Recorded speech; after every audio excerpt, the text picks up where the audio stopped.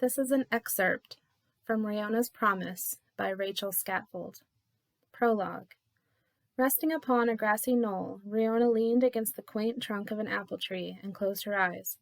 With naught but the sound of the wind for company, she imagined she rested under a tree in Wayland.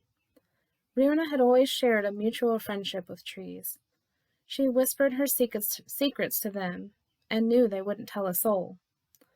Wayland was surrounded with such friends, and she spent hours climbing up their massive trunks and sprawling out on their long limbs to read or settle down for an afternoon nap. Alas, in Pina, trees were more sparse, but the small apple tree would have to suffice for now, until she could make the journey home. As the unforgiving northern breeze tousled her auburn curls, she opened her eyes and gazed at the endless plains below. The tall grasses and wildflowers rippled with the wind, reminding her of the sea on the coast of Shay. Riona shivered, recalling how the sea haunted her dreams. A year ago, her father stood near the port in Shay, bidding Riona and her mother farewell. She recalled the way his cerulean eyes gleamed in the morning sun as he knelt to her level. Why the gloomy expression? I shall only be gone a month, maybe less. But why must you go, Papa? Many ships have been attacked by the Durnans, making the voyage to Sheehan. Does the king wish to put his own kin in harm's way? He managed a knowing smile and kissed her forehead. Only 2 ships have gone missing, my dear. And we do not know if the Durnans were to blame. It could have been rough seas or any number of reasons. He sighed and smoothed back her hair. Try not to worry yourself. The vessel I will set sail on is large and safe. I am assured that it is nearly unsinkable. Besides, the king needs someone trustworthy to act as ambassador in Sheehan. Who better than a member of the family to represent him? Do you understand why I must go? Can you be strong and brave in my absence? I promise, Riona agreed, and bit her lip to refrain from imploring with him to stay again. She remained strong and brave like she promised, and bid her father farewell. But in her heart and mind, it waged a war within her as he boarded the sea vessel. Something about the dark waves caused an ominous feeling to churn within her heart. As the ship moved out to sea, Riona's mother held her close and they both waved. The sun highlighted her father's auburn hair, causing it to resemble a flame as he waved back. The vessel carried him further and further away, until the ship became a tiny speck on the horizon, and then disappeared from view. Riona blinked away tears as the last memory of her father threatened to drown her. A fortnight after his departure, wreckage from his ship washed ashore near the outlying islands of Dioraine. Devastated by the news, her uncle, King Hedrick, vowed to care for his brother's family and determined the nuns of the Sisters of Mercy would provide Riona's formal education when she turned 8 years of age. With her father gone, she was second in line to inherit the Mareid throne. Riona begged to stay in Wayland, under her mother's tutelage, but it was all for naught. Her mother yielded to the king's wishes and sent her to the abbey in Selar. Now, 3 days after her arrival, Riona hugged a packed satchel and rested her head against the bark of the apple tree.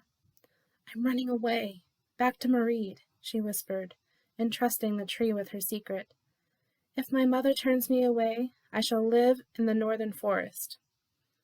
She lurched as a twig snapped. Riona prepared to flee, but 'twas only students from the abbey approaching. She relaxed, observing they looked about her age. One had tresses, the shade of a raven's wing, and the other, hair golden like the sun.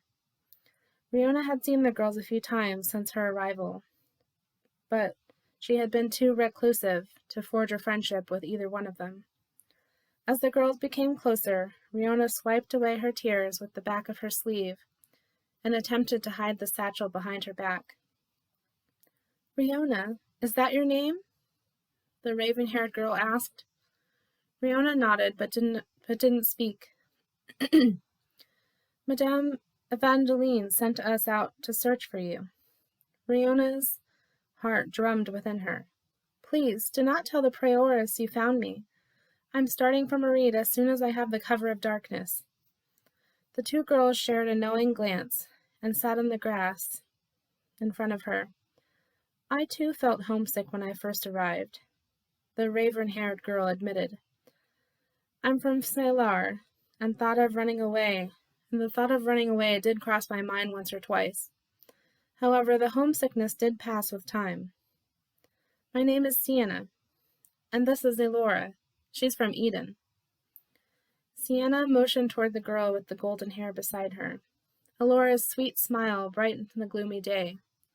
"'Tis wonderful to meet you, Riona. I apologize, I've been absorbed in my studies. I should have introduced myself upon your arrival. I fear I did not give you much of a chance with my reclusive behavior." "I do not blame you. 'Tis difficult adjusting to a new place. I confess to being a little reclusive myself at times." Riona forced a smile, although she still felt like weeping. Only moments ago she'd felt so lonely, but perhaps if she'd simply came out of her chamber, she'd have realized that other students in the Abbey were in a similar situation, far away from home and away from their families for the first time. Riona studied the girls for a moment, encouraged by their kindness. Perhaps her decision to run away had been made in haste. Sienna's gaze dropped to Riona's wrist. "That is a pretty bracelet. Did you make it yourself?" Riona nodded, gently touching the delicate circlet, with sprigs of dried flowers adorning it. "'Tis weaved from the flowers that grow in the forest near Wayland. The climate is harsh and unforgiving in the winter, and the rain is often relentless during the beginning of spring, but soon after, the land is covered in a blanket of wildflowers of all colors." "It sounds lovely. I suppose good things are always worth waiting for." Hope filtered through Riona's heart, like the sun's rays beginning to beam through the clouds above. "Aye, they are." The warm rays glowed over Riona's hair as she turned her head to gaze at the plains below. "I spotted a wealth of wildflowers on the pathway here. I know they are not the same as the flowers in your kingdom, but if we pick some on the way back, will you teach us to weave bracelets of our own?" "I'd be happy to." For the first time in a long while, a genuine smile bloomed upon Riona's lips. The return to the Abbey did not fill Riona's heart with dread as she imagined it would. Instead, as she picked flowers with Sienna and Elora, a new purpose grew within her heart. She longed to keep the promise she'd made to her father to be strong and brave. Perhaps there was also something the Lord wanted her to learn at the Sisters of Mercy. When they entered the Abbey with their bundles of flowers, the prioress didn't appear angry like Riona had feared, but relieved, and she simply asked them to wash up for supper. Later in the evening, Sienna and Elora showed up outside Riona's chamber. "We're ready for our weaving lesson," Sienna said. "Do you have time to teach us?" Elora asked, holding up a bundle of flowers. "Aye, of course I do." Riona grinned and opened the door wider to let them in. As they sat upon the floor in a circle, weaving flower bracelets and telling stories from their homelands, Riona came to a comforting realization. While they were from different kingdoms, with different customs and dreams, they also had plenty in common. As a trio, they were not only weaving bracelets together, but weaving a strong friendship. A friendship, she prayed, that would last many years to come.